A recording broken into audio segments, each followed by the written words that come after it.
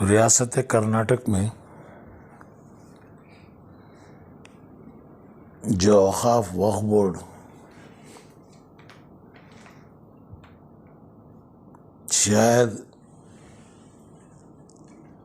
तारीख़ में इतने इल्ज़ामात और इलेक्शन में लाखों रुपए का खर्चा मुतवल्लियों के वोट को ख़रीद कर जो इलेक्शन चला, क़यामत के आसार में सबसे बड़े आसार हैं।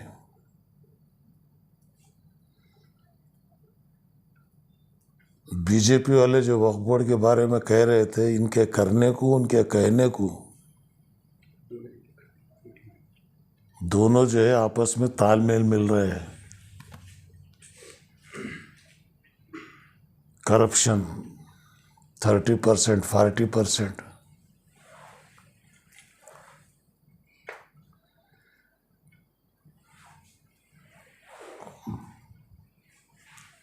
रियासत कर्नाटक की हुकूमत से चीफ मिनिस्टर सिद्धरामैया साहब को शायद इन चीज़ों का पता नहीं है, तो जैसे उनको पता चला चेयरमैन का इलेक्शन पोस्टपोन हुआ।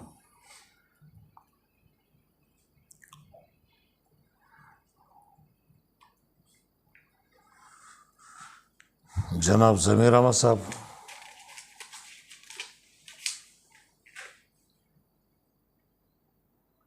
मेरे अच्छे दोस्त भी हैं। मैं ही उनको सियासत में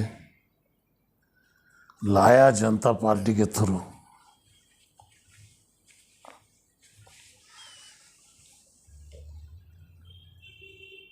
शायद उनको ये पता है या नहीं, मैं तो कह नहीं सकता। उनसे भी मेरी आजिज़ाना गुजारिश यही है कि आप इस कौम का कुछ अच्छा करना चाहते हैं तो पिछले 10 साल की वक्फ बोर्ड की कारगुजारी की सीओडी से इंक्वायरी कराइए।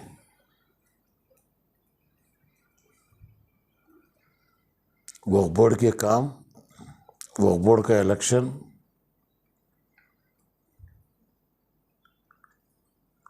आखिरकार ये कहीं न कहीं कौम को जो सबसे बड़ा सवाल है, इसका जवाब मिलना ज़रूरी है।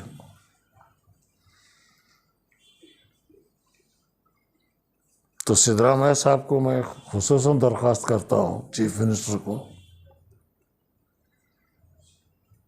इंक्वायरी करें। हाल में मैं काफ़ी यूट्यूब्स वगैरह देखा, काफ़ी उबैदुल्ला शरीफ जैसे सीनियर लीडर और हमारे अशरफ साहब सिराकी और चित्रदुर्ग के लोग खुद मेरे पास आए हुए थे।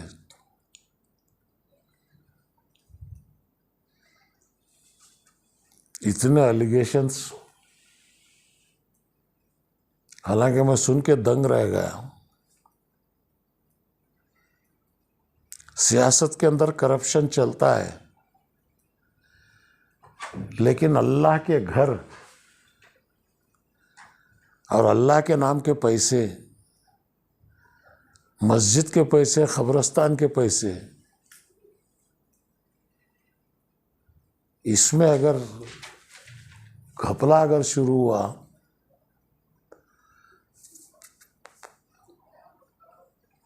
तो हम जैसे लोग खामोश बैठ नहीं सकते। मैं पहली बार जब इलेक्शन शुरू हुआ वक्फ बोर्ड का, गुलबर्गा के सज्जादे बिल्कुल नौजवान इस्लामिक स्कॉलर हाफिज कुरान,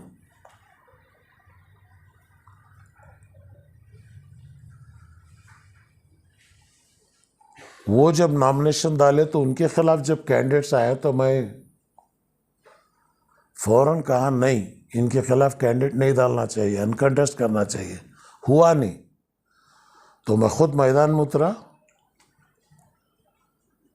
पूरे रियासत घूमने के बाद जो है अल्लाह ताला जो है उनको कामयाब बनाया। अब जहाँ का चेयरमैनशिप का है, जो नॉमिनेशन किए हैं, लिस्ट को देख के हैरान भी हुआ, ताज्जुब भी हुआ। चीफ मिनिस्टर से मेरी गुजारिश है,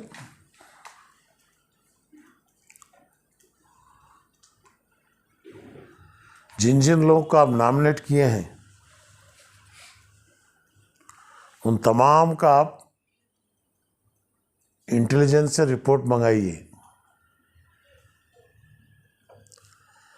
उनके अखलाक, उनके किरदार, कौन कितने पैसे वक्फ बोर्ड से ग्रांट लिया, कैसा इस्तेमाल किया, कितने करोड़ लिया, कहाँ पर जो है वो इस्तेमाल हुआ, इसका हिसाब किताब क्या है, ये सब जांच होनी चाहिए। लेकिन यहाँ पुलिस, जज, मुलजिम तीनों एक ही हैं।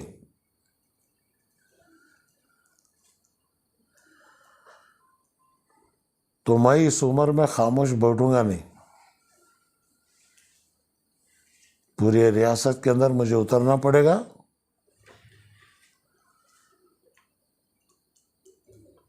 और एहतजाज करना पड़ेगा।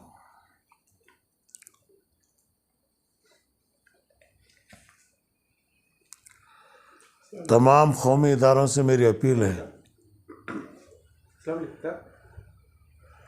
सब इलेक्शन के टाइम पे फतवे देते हैं,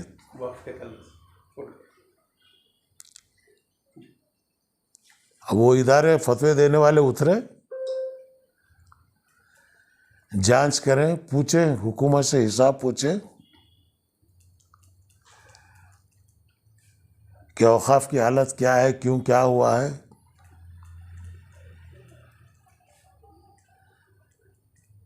उन तमाम को मैं कहता हूं, अल्लाह के सामने आपको जवाब देना पड़ेगा।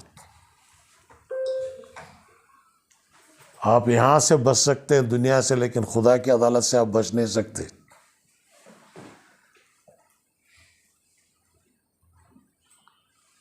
हज़रत उस्मान गनी रज़ी अल्लाह ताला अन्हु का वक्फ 1400 साल पहले हुआ, आज भी चल रहा है मदीना शरीफ के अंदर, मक्के के अंदर।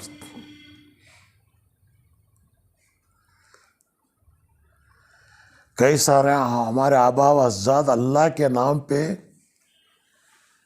वक्फ किए हैं, खैरात किए हैं। ऐसी चीज़ों में खाने वाले शायद शैतान भी शर्मा रहा होगा इनके करतूतों को देखकर।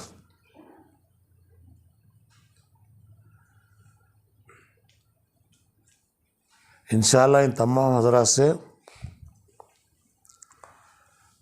अनकरीब मैं एक मीटिंग बुलाऊंगा और मिलूंगा और आगे का राय अमल तय करेंगे हम लोग। एक जो है कोर्ट को यस, अगर हुकूमत इंक्वायरी नहीं करी तो मैं खुद हाई कोर्ट में एप्लीकेशन डालूंगा कि सीबीआई के थ्रू जांच हो वक्फ बोर्ड की पिछले 10 साल की कारकर्दगी की। अनवर मानीपाड़ी का रिपोर्ट, मेरा नाम उसमें शामिल किए थे, मैं खुद केस डाला था, कोई कोर्ट को आया नहीं। मैं आज भी कहता हूं, मुझे मिलाकर सीबीआई इंक्वायरी करो। अगर आप वो नहीं करते तो मैं खुद हाई कोर्ट को जाऊंगा और हाई कोर्ट से दरख्वास्त करूंगा कि मेरा नाम मिलाकर जो है 10 साल से जो हुआ है औकाफ के अंदर, उसकी पूरी तरह से जो है इंक्वायरी हो और सच्चाई हकीकत जो है अवाम उन्नास के सामने आए।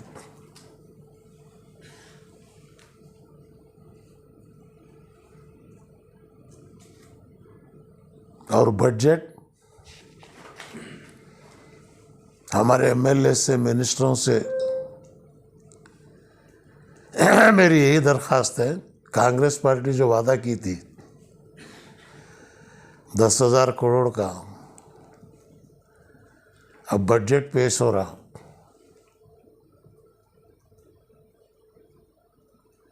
3.5 लाख करोड़ का बजट है, 20% हमारी आबादी है, दलित को 30,000 करोड़ है, बैकवर्ड को 20,000 करोड़ है, उनको 18% मिल रहा है, 10% मिल रहा है, हमको सिर्फ 3% लो। वो 10,000 करोड़ कैसा खर्चा करना, मैं डिप्टी चेयरमैन प्लानिंग कमीशन होके एक प्रोग्राम बना के रखा हूँ, अभी वो विधानसभा में है, उसको निकालें, उसके तहत अगर खर्च करें तो 10 साल के अंदर किसी घर में एक अनपढ़ बच्चा नहीं मिलेगा। हर एक बच्चा 12वीं क्लास तक मुफ्त तालीम पाएगा।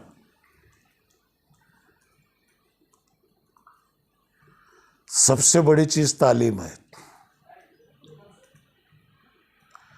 आज कौम को तालीम की जरूरत है। 12वीं क्लास तक अगर आप दे दो उसे, तो वो जो है खुद ब खुद फ्यूचर जो है, इंजीनियरिंग हो, मेडिकल हो, वो अपने कदमों पे खड़ के जो है कॉम्पिटिटिव एग्जाम में लिख के आगे आएगा। इसी मकसद से अकामती स्कूल जो है 95 में मैंने शुरू किया था, आज वो जो है मोरारजी देसाई स्कूल बन गया है। उसका कॉन्सेप्ट भी बिगड़ा हुआ है।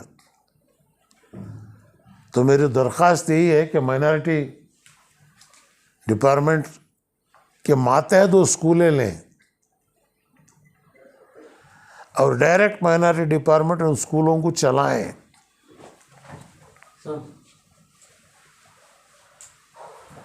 जब जाके कौम को कुछ रिजल्ट मिलता है।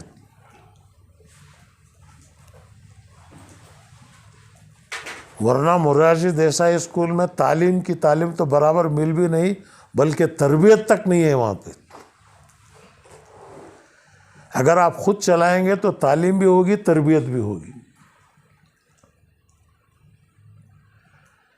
इस्लाम तालीम के साथ साथ तरबियत की अहमियत देता है। बिना तरबियत के कोई तालीम काम नहीं आएगी। तो इसलिए इस बजट में मुझे उम्मीद है, मैं तो एमएलए एमएलसी कुछ भी नहीं हूँ, लेकिन जो लोग हैं वो अपना असर इस्तेमाल करें, चीफ मिनिस्टर से मिलें और मिनिमम 10,000 करोड़ रुपए साल का अपने बजट में लें। मौजूदा बजट 3,000 करोड़ का दिया गया है, उसमें से भी अब तक 50-60% यूटिलाइज नहीं हुआ है। तो अब 10,000 करोड़ की मांग करेंगे तो कौन देगा? नहीं 10,000 यूटिलाइज क्यों नहीं हुआ? वजह क्या है मालूम होना है। हम जानना चाहते हैं यूटिलाइज क्यों नहीं हुआ।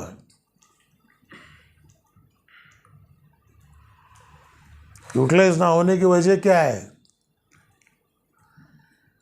क्या फंड रिलीज नहीं हुआ? रिलीज होने के बाद खर्चा नहीं हुआ? हमारे ज़माने में तो नहीं था।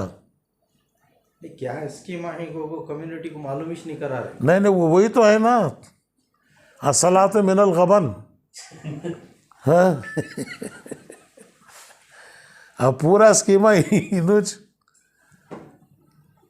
अभी 30% 40% पूछेंगे तो फिर कंट्रैक्टर कौन आएगा काम करने? कई जगह कोई माइनॉरिटी का डिपार्टमेंट का काम लेने तैयार नहीं है। इतने पैसे नहीं है साहब हमारे पास देने, हम ना नको बोल रहे।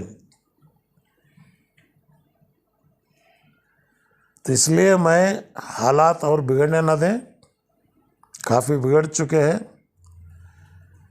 लेकिन मैं आंखों पे पर्दा डाल के बैठ भी नहीं सकता।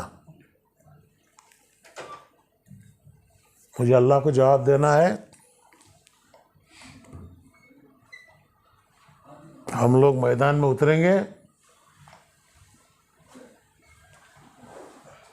नंबर 1 पॉपुलेशन इस कौम का, सेंसस क्यों नहीं रिलीज कर रहे? आबादी कितनी है बताओ।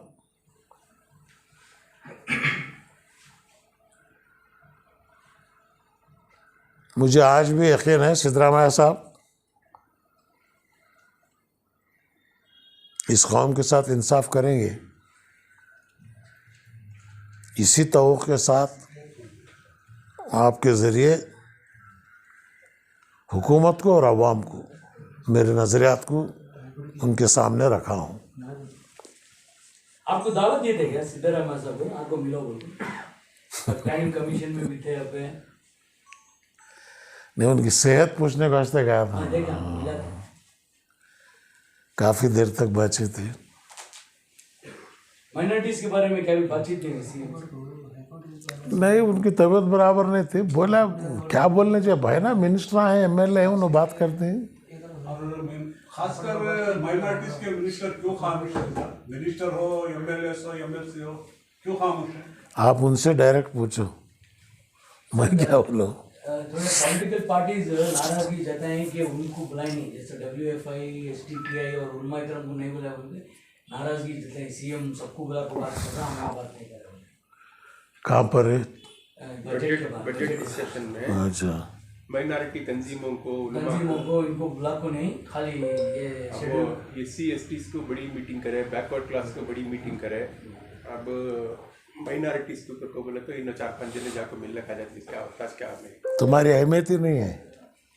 दलित कॉन्ट्रैक्टरांक 2 करोड़ तक हाँ दलितांक कॉन्ट्रैक्टर थे, उनको 1 करोड़ तक देना था, अब 2 करोड़ कर देना। हाँ, तुम्हारी अहमियत ही नहीं है। अगर तुम्हारी अहमियत होना है तो तुम्हें ताकत बनना है। जब तक अपने आप की ताकत नहीं बनाते तब तक तुम्हें कोई पूछ के भी नहीं देखता। खैर, मैं उस काम में शुरू हुआ इंशाअल्लाह दौरा कर्नाटका कर रहा हूँ, फैसला अनकरीब होगा। और ये भी एक मेरी दरख्वास्त है पूरे उलमाए कराम से, मुस्लिम तंजीमों से, कांग्रेस और बीजेपी के बीच में एक तीसरी ताकत की ज़रूरत है क्या? आप अपनी राय दीजिए।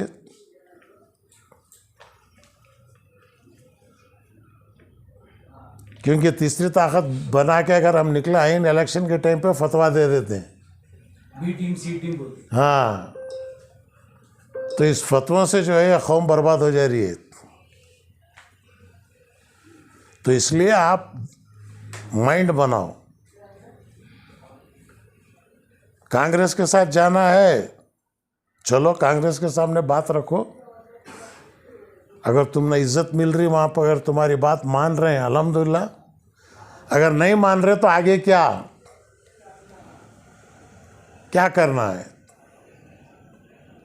इसके लिए आप मीटिंग बनाओ। जमात इस्लामी वाले बोले इलेक्शन के पहले फिरे गौं सब, मुतहद्दा माज वाले इलेक्शन के टाइम पर फतवा दिए। अब आओ बाहर, अब बोलो क्या करना है हमको आगे। क्या कांग्रेस के साथ जाना है कौम, या तीसरी ताकत बन के अपने विकार को, अपने वजूद को बचाना है? करना क्या है? इसका सवाल का जवाब इंशाअल्लाह मुझे तंजीमें अवाम के सामने देंगी। और मुझे बुलाइए, मैं आने के लिए तैयार हूँ। आप खुद एक बुलाओ ना तंजीमों को सबको। देखेंगे, मैं उनको मौका दिया हूँ, क्योंकि ये ना चले कि भाई इब्राहिम साहब अपनी लीडरशिप बनाने की कोशिश कर रहे हैं। आप बुलाओ, मैं आता हूँ। अगर आप नहीं बोले तो फिर मुझे रमज़ान के बाद मैं खुद बुलाता हूँ फिर अब उन्होंने MLA है, उनकी गवर्नमेंट, उनकी पार्टी, उन्हें जाना होता है। बाजू घर के वाले की जोरों का लेक मैं क्या करूँ जी वो मरद जोर उनका किस्सा, वो मैं क्या करूँ सर आपको क्या लगता है कांग्रेस जो वादे की थी वो वादे पूरे हुए क्या? तुम्हें बोलो 4% का क्या हुआ? हिजाब का क्या? हिजाब का क्या हुआ? डीजेडी ने बहुत सारे वादे किए। डीजेडी का क्या हुआ? पूछना कौन?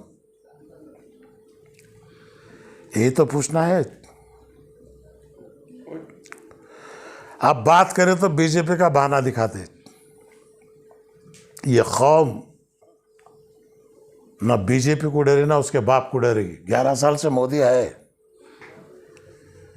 उन्हें उसका प्रोग्राम कर रहा, लेकिन उसका मुकाबला भी कर रहे हैं। और कर्नाटक टीपू सुल्तान शहीद रहमतुल्लाह अलैह की सरजमीन है ये। हम जद्दोजहद करेंगे, लड़ेंगे हक के वास्ते जी। मैंने उनको बताया है, 5-6 दिन पहले जब मुलाकात हुई थी मेरी, मैंने उनके सामने हकीकत रखी है। उनको पता नहीं था, उनको पता चला है। अब सिलेक्शन होना है ना चेयरमैन का, तब तक बोर्ड चेयरमैन का सिलेक्शन तो होना। जिसके ऊपर एलिगेशन नहीं है उसे करो। हाँ